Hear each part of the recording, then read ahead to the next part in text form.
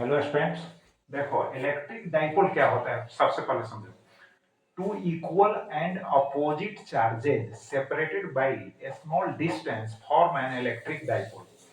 To equal and opposite, इसका मतलब हुआ कि मैग्नीट्यूड है ना, बोथ चार्जेस का इक्वल होना चाहिए और नेचर क्या होना चाहिए, अपोजिट होना चाहिए। तो देखो यहाँ प्लस क्यू चार्ज है, यहां पर माइनस क्यू चार्ज है, दोनों सेपरेटेड है, स्मॉल डिस्टेंस है।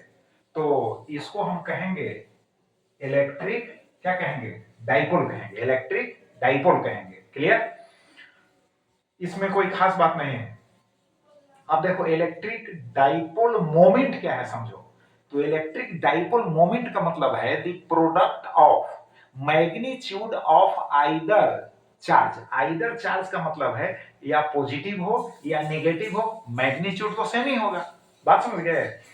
And length of the dipole, इसका मतलब हुआ कि डिस्टेंस बिटवीन बोथ चार्जेस, उसी को हम कहते हैं, क्या कहते हैं, इलेक्ट्रिक डाइपोल मोमेंट। तो देखो यहां लिखे हैं the product of magnitude of either charge and length of the dipole is called electric dipole moment. बात समझ गए?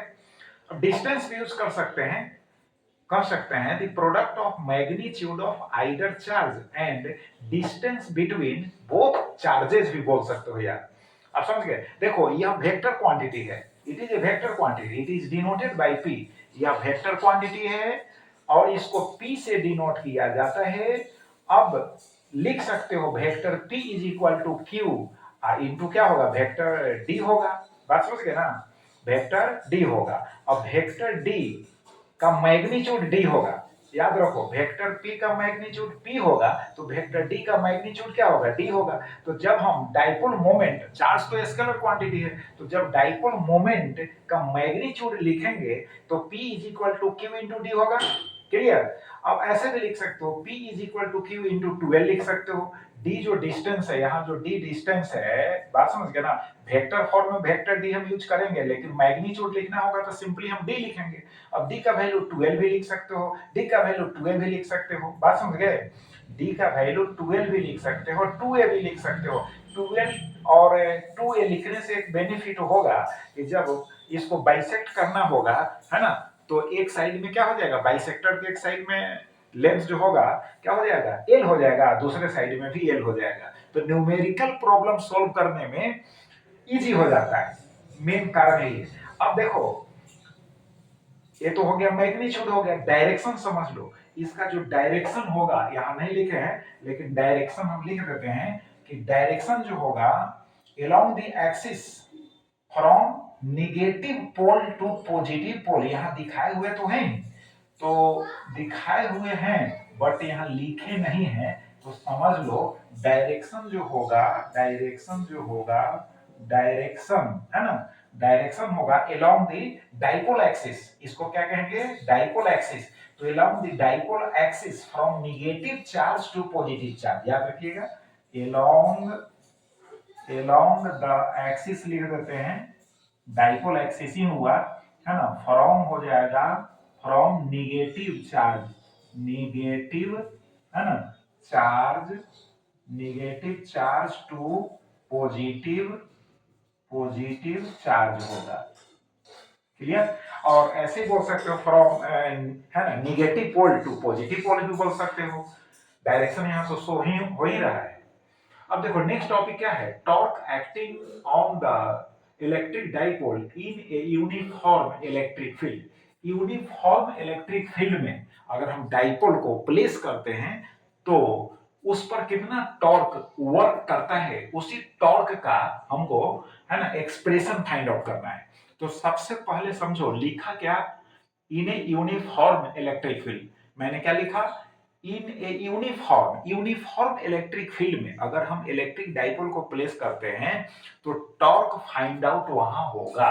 ठीक है, इसका मतलब है टॉर्क फाइंड आउट होने का मतलब है कि डाइपोल जो होगा, डाइपोल जो होगा, बात समझ गए, उसमें एक ही टाइप का मोशन होगा, डाइपोल में एक ही टाइप का मोशन होगा।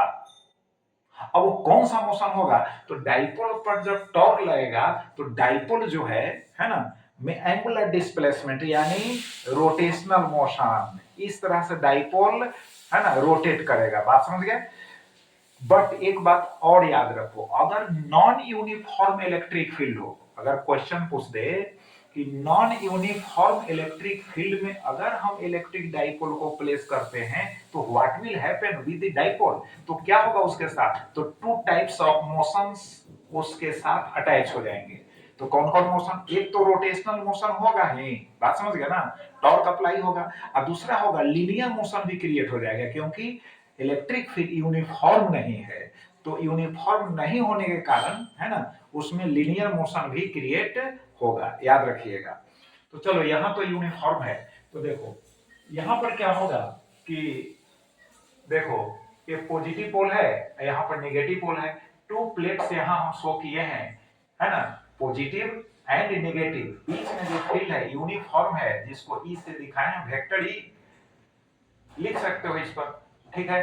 अब देखो ये जो प्लेट है नेगेटिव वाला, ठीक है ना, इस पॉजिटिव पोल को अपनी ओर अट्रैक्ट करेगा, क्लियर है, और ये पॉजिटिव जो है प्लेट इस नेगेटिव पोल को यानी नेगेटिव चार्ज वाला जो पोल है उसको अट्रैक्ट करेगा, तो डाइपोल जो है रोटेट करेगा। बात समझ गए। इसका मतलब है कि डाइपोल पर टू फोर्सेस सेम मैग्नीट्यूड के, है ना, टू फोर्सेस सेम मैग्नीट्यूड के अपोजिट डायरेक्शन में वर्क कर रहे हैं।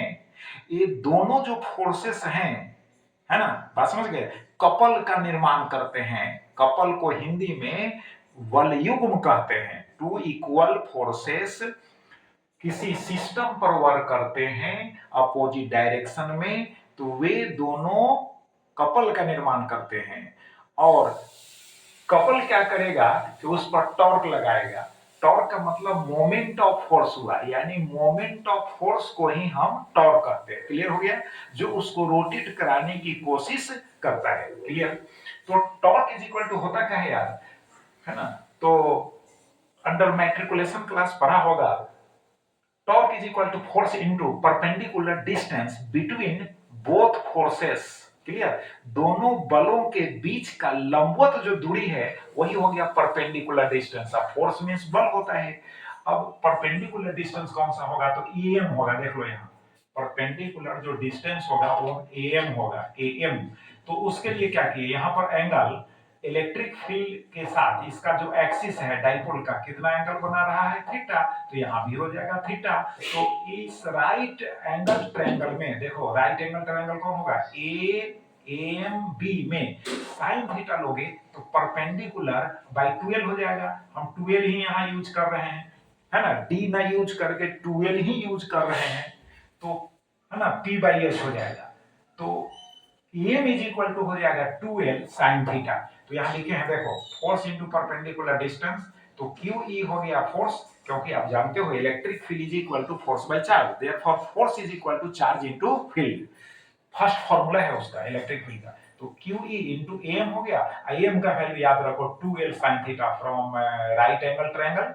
अब इसको Q के साथ 2l को प्लेस कर दिया, तो Q into two L I into E sine theta हुआ। अब Q इंटू टू एल लिखने से फायदा क्या हुआ कि बन गया P, डाइपोल मोमेंट का मैग्नीट्यूड बढ़ गया, तो पीई साइन थीटा हो गया। तो इसका मतलब है कि टॉर्क का जो मैग्नीट्यूड हुआ, यहाँ टॉर्क का जो मैग्नीट्यूड हुआ, इसको मिटा दे रहे हैं ना तो समझोगे कि फ्रैक्शन ही है।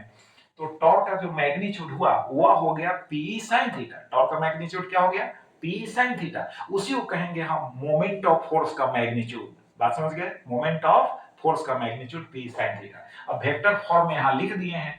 ऑब्जेक्टिव क्वेश्चंस, और देखो ऑब्जेक्टिव क्वेश्चन में वेक्टर फॉर्म पूछता है, बात समझ गए, तो जैसा लिखा हुआ है वैसा जो ऑप्शन होगा वही करेक्ट होगा। बात समझ, जैसे लिखे हैं यहाँ वैसे ही जो ऑप्शन मिले वही करेक्ट होगा। तो मैग्नीट्यूड फिर लिखोगे टॉर्क का तो फिर पी साइन थीटा होगा, एंड डायरेक्शन जो होगा perpendicular to both vector P and vector E होगा। बात समझ गए। तो याद रखिएगा ऑब्जेक्टिव के लिए, है ना, जो है यहां पर जो हम फॉर्म लिखे हैं vector torque is equal to vector P cross vector E. बात समझ गए। मोस्ट इंपॉर्टेंट क्वेश्चन क्रिएट होगा, बात समझ गए। तो मैग्नीट्यूड हो गया न्यूमेरिकल प्रॉब्लम सॉल्व करने के लिए, और ऑब्जेक्टिव क्वेश्चन के लिए हो गया यहाँ वेक्टर फॉर्म हो गया। तो चलो इसको रिवाइज करो। Thank you.